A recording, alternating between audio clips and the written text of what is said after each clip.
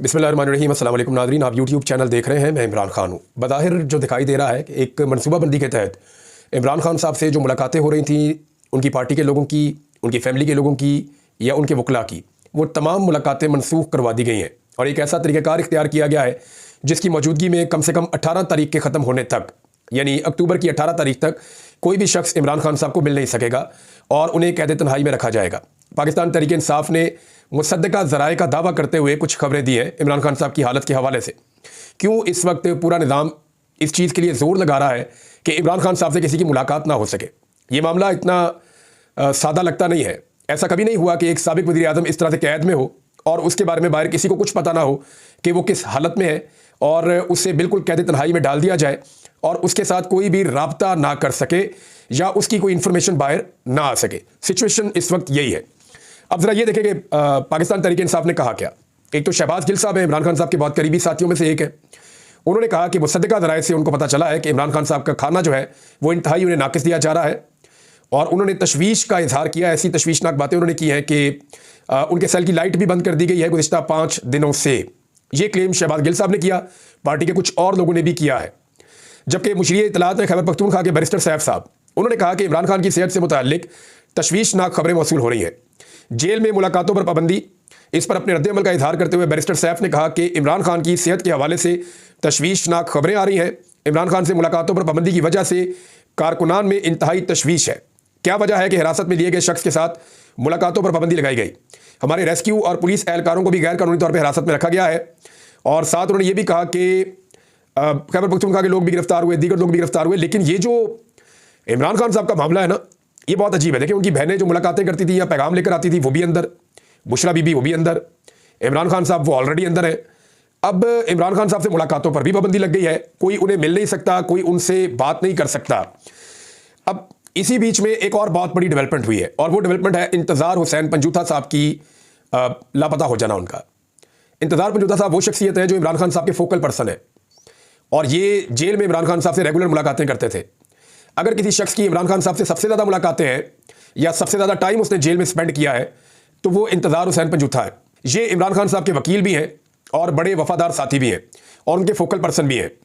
इनके बारे में चंद चीज़ें आपको बता दूं। एक तो जब ये अगवा हुए तो उससे एक दिन पहले मेरी इनकी बड़ी तफसीली बातचीत हुई। मैं बहुत सारी चीज़ें जानना चाहता था, स्पेशली जो एपिसोड हुई डी चौक में, उसके बाद जो वज़ीर आला खैबर पख्तूनख्वा के साथ हुआ दूसरी मरतबा 1 महीने में, तो मैं जानना चाहता था कि एक्चुअली मामला क्या है। तो इंतज़ार हुसैन पंजूथा साहब ने मुझे बताया कि वो आखिरी शख्स थे जिनकी इमरान खान साहब से मुलाकात हुई थी। यानी जो आखिरी मुलाकात इमरान खान साहब की हुई है वो इंतज़ार पंजूथा साहब के साथ हुई है और इमरान खान साहब ने सारे पैगामात उनके ज़रिए से बाहर भिजवाए थे। यानी ये वो शख्सियत है जो इमरान खान साहब को एक तो गैर जानिबदाराना रिपोर्टें देते हैं। इमरान खान साहब इन पर भरोसा करते हैं कि ये जो मुझे रिपोर्ट देंगे बाहर के मामला के बारे में, उनके अंदर कोई जानिबदारी नहीं होगी, ये मुझे जो हो रहा है वैसे ही बता देंगे। तो इंतज़ार पंजूथा साहब बाहर की चीज़ें इमरान खान साहब को बताते थे मेरी इन्फॉर्मेशन के मुताबिक, और वो बगैर तब्दीली के इमरान खान साहब का जो पैगाम होता था अंदर से वो एज इट इज़ पार्टी की क़यादत को भी दे देते थे और कारकुनों को भी पहुंचाने के लिए जो इमरान खान साहब कहते थे वो पहुंचा देते थे। तीसरा, इमरान खान साहब का इन पर बहुत भरोसा था और वो उनसे तमाम अहम तरीन चीज़ें शेयर करते थे। चौथा, एक और चीज़ याद रखें कि डी चौक का जो एहतजाज था 4 तारीख वाला, फिर जो मौजूदा सूरत हाल है इस वक्त पाकिस्तान में, फिर वज़ीर आला खैबर पख्तूनख्वा का 1 महीने में दूसरी मरतबा लापता हो जाना और फिर बाजियाब हो जाना, और खैबर पख्तूनख्वा के इलाके खैबर में पश्तून कौमी अदालत या जिरगा के ऊपर क्रैकडाउन हो जाना, आईनी तरमीम पर जो पेशरफ्त हो रही है, ये सूरत हाल, ये तमाम चीज़ें इमरान खान साहब तक इनकी डेवलपमेंट्स इंतज़ार हुसैन पंजूथा के ज़रिए पहुँचनी थी और इमरान खान साहब का जवाब जो है वो आवाम तक या लीडरशिप तक पहुँचना था। मगर इमरान खान साहब से इस दौरान में मुलाकातें बंद कर दी गई और फिर इंतज़ार पंजूथा साहब से जब मेरी बात हुई तो उन्होंने ये कहा कि हमने हाई कोर्ट से इसकी इजाज़त दे रखी है, हाई कोर्ट का फैसला मौजूद है, अगर ये रोकेंगे तो हम तौहीन अदालत की दरख्वास्त डालेंगे हाई कोर्ट में। तो जो दरख्वास्त डाली गई वो ऑटोमेटिकली तौहीन अदालत की उसी जज के पास जानी थी। तो समन रफत साहबा के पास ये दरख्वास्त चली गई और आज इसकी समाअत होनी थी। तो आज जो है वो नोटिस उन्होंने जारी कर दिए। इंतज़ार हुसैन पंजूथा साहब को कल शाम को लापता कर दिया गया। उनके भाई जो है नईम पंजूथा, उन्होंने इसके बारे में स्टेटमेंट भी जारी किया है कि उनके भाई को लापता कर दिया गया है और ये बड़ा जुल्म है, ज़्यादती है, उन्होंने वो सारी बात बताई। लेकिन जिस वकील ने ये कोशिश की कि इमरान खान साहब के साथ मुलाकात का रास्ता खोले, वो वकील भी इस वक्त लापता हो चुके हैं और उनका पता नहीं चल रहा। अच्छा, इनकी जो अगवा होने की एक पटिशन दायर की गई हेबियस की, जनाब लापता हो गया बंदा, बाजियाब करवाया जाए, तो वो भी चीफ जस्टिस से Islamabad high court justice Aamir Farooq साहब के पास लग गई है। तो मैंने जब पाकिस्तान तहरीक इंसाफ के लोगों से वकला से बात की तो उन्होंने कहा जी कि अब तो ये मामला ऐसा लगता है ठंडा हो जाएगा और काफ़ी टाइम गुजर जाएगा, क्योंकि आमिर फारूक साहब की अदालत में जब कोई केस लगता है तो हमें ज़रा उम्मीद कम हो जाती है कि बंदे की बाजियाबी इतने आराम से नहीं होगी। हाँ, अगर किसी दूसरे जज के पास लग जाए तो हम उम्मीद से रहते हैं कि शायद बाजियाबी जल्दी हो जाएगी। अब इन चीज़ों को आप देखें तो एक अजीब सी कैफियत है पाकिस्तान तहरीक इंसाफ में। वो जानना चाहते हैं कि जाना किस तरफ को है, करना क्या है। पार्टी में अलग अलग राय है। मुराद सईद साहब ये कह रहे हैं कि इमरान खान साहब ने कहा था कि एहतजाज जारी रहेगा और पूरे मुल्क के अंदर एहतजाज को वसी कर दिया जाएगा। अली अमीन गंडापुर साहब ने कहा जी मेरी तो ड्यूटी डी चौक तक पहुंचने की थी, मैंने पहुंचने का अपना फर्ज अदा कर दिया, फिर जो उनके साथ हुआ वो भी आपके सामने है। ये सारी चीज़ों को आप अगर इकट्ठा करके देखें तो इस वक्त बड़े फैसले अडियाला जेल के अंदर बैठे हुए कैदी नंबर 804 ने करना है, लेकिन कैदी नंबर 804 तक किसी की एक्सेस नहीं है। हम कोशिश कर रहे हैं कि अपने सोर्सेज से भी हम पता करें कि एक्चुअली इमरान खान साहब इस वक्त किस हालत में है। वाकई उनकी सेहत के हवाले से, जेल में उनके ऊपर सख्तियों के हवाले से जो इतलात हैं वो दुरुस्त हैं या गलत है। लेकिन खैबर पख्तूनख्वा की हुकूमत के जो तर्जुमान है बैरिस्टर सैफ, उन्होंने भी क्लेम किया कि इमरान खान साहब के हवाले से तशवीशनाक खबरें उन्हें मिल रही हैं। कुछ लोग ये दावा कर रहे थे कि अली अमीन गंडापुर साहब ने जो एक थोड़ा सा एक नरम रवैया इख्तियार किया और उन्होंने पर्दा रखा उन चीज़ों के ऊपर जो उनके साथ हुई हैं, तो इसके नतीजे में वो कुछ ना कुछ गेन करेंगे। बहुत सारे लोग तजिया दे रहे थे कि आने वाले दिनों में अली अमीन गंडापुर की इस एफर्ट की वजह से शायद पाकिस्तान तहरीक इंसाफ के लिए हालात बेहतर हो और वो कोई ऐसा रास्ता निकालेंगे जिस ज्यादती बंद हो जाए। लेकिन बुशरा बीबी का केस लगा हुआ था, तोशा खाना वाली जमानत लगी हुई थी, वहाँ पे FIA ने मजीद 7 दिन का टाइम मांग लिया। तो जस्टिस मियां गुल हसन औरंगजेब साहब ने फरमाया कि नहीं, 7 दिन का टाइम तो हम नहीं दे सकते, 1 दिन के अंदर आप प्रोसिक्यूटर जो है वो लगाएं और फौरी तौर पर आप इसके ऊपर जवाब जमा करवाएं, ये जमानत का मामला, हमने जमानत देनी है। तो इसके बाद जो है वो अभी एक पता चला, थोड़ी देर पहले खबर आई है कि जस्टिस मियां गुल हसन औरंगजेब साहब की तबीयत ठीक नहीं है और कल जो समाअत होनी थी बुशरा बीबी की जमानत के हवाले से वो अब नहीं हो पाएगी। कोर्ट रिपोर्टर्स के बकौल 100% बुशरा बीबी की जमानत हो जाएगी और अब कोई कानूनी गुंजाइश नहीं बचती कि इस केस के अंदर उनको जमानत ना मिले। लेकिन एक मामला मुझे कुछ दोस्तों ने बताया कि जो जाली रसीद वाला एक मामला है जिसके ऊपर जमानत चल रही बड़े लंबे अरसे से, उसको पाकिस्तान तहरीक इंसाफ के वकला शायद संजीदा नहीं ले रहे। वहां पर फोकस करना चाहिए, क्योंकि अगर बुशरा बीबी को ना छोड़ने का फैसला किया गया और पाकिस्तान तहरीक इंसाफ को लगातार उसी तरह इमरान खान को दीवार के साथ लगाने का फैसला रखा गया तो फिर इस केस के अंदर गिरफ्तारी डाल दी जाएगी। जाली रसीदों वाला जो मामला, यहां पे वकला को संजीदा थोड़ा सा लेना पड़ेगा।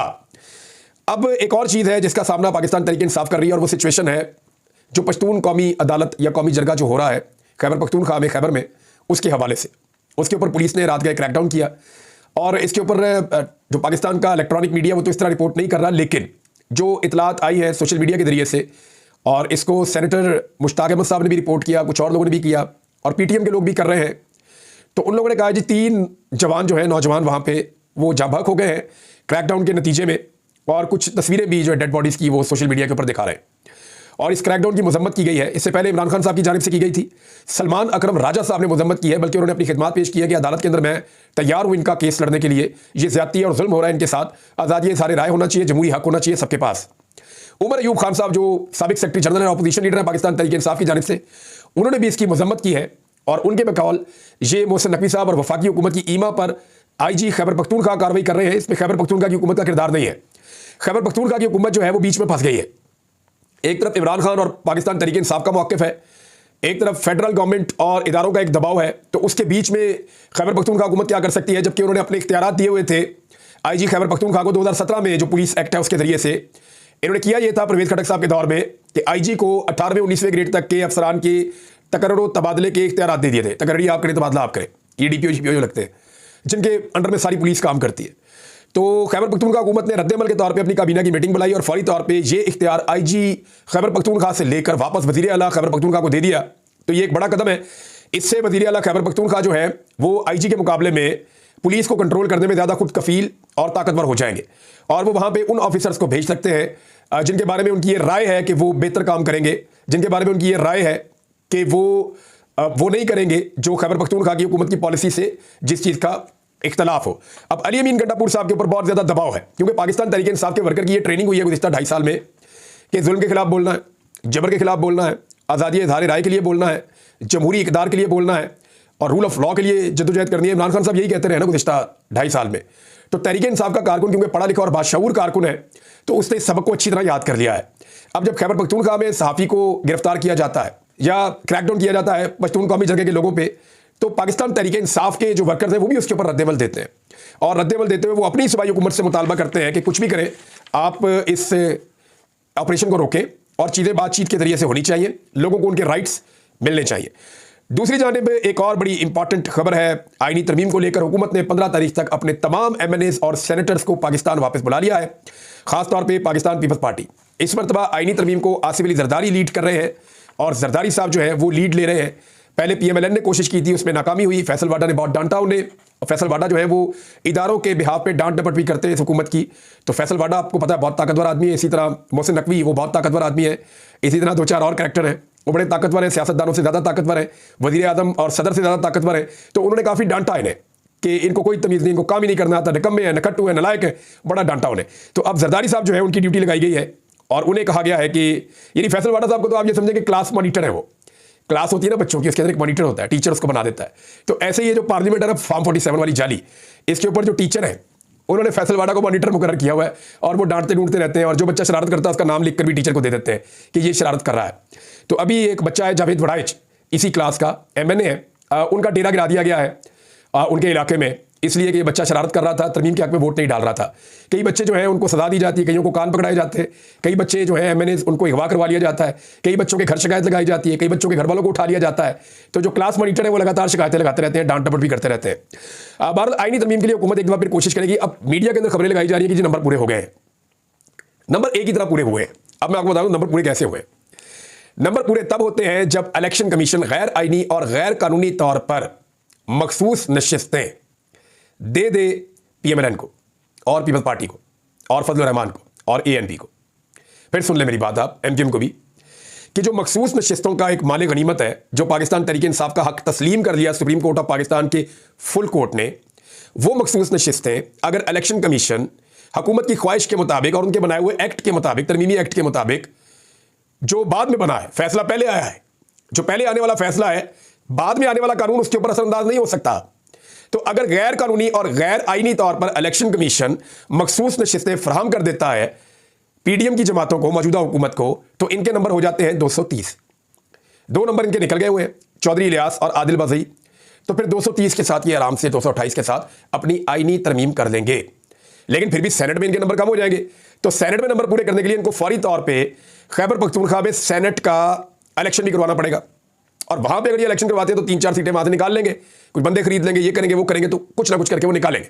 तो सेनेट में भी अपनी तादाद पूरी करने की कोशिश करेंगे। ANP तो इनके साथ खड़ी है वैसे ही, तो इनके जो बंदे बनते हैं ऑलमोस्ट वो 58 है, इनको 64 चाहिए, तो इनके 8 बंदे कम है।